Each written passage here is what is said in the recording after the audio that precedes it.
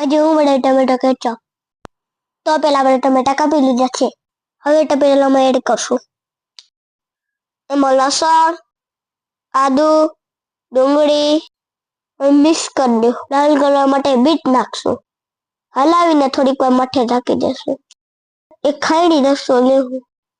ખડા મસાલા નાખીને કચકચડા વાટી લેવું. વાટીને પોટલી બનાવશે એની. એ પોટલીને ટમેટાને વચ્ચે વચ રાખશું. કારણ કે એનું સ્વાદ આવી જાય. થોડીક વાર રહેવા દેવું પછી નીચે ઉતારી દેવું.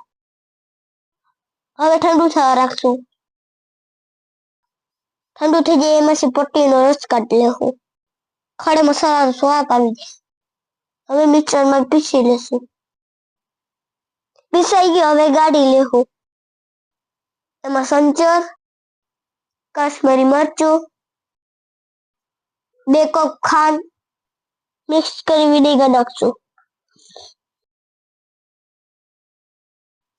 ખાટું થઈ જાય ત્યાં સુધી ઉકાળવા દેશું. આપણો ટમેટો કેચપ તૈયાર. હું નહીં ચાખું. લાઈક કરો, શેર કરો, સબસ્ક્રાઇબ કરો. કાઠિયાવાડી ગમી કરે.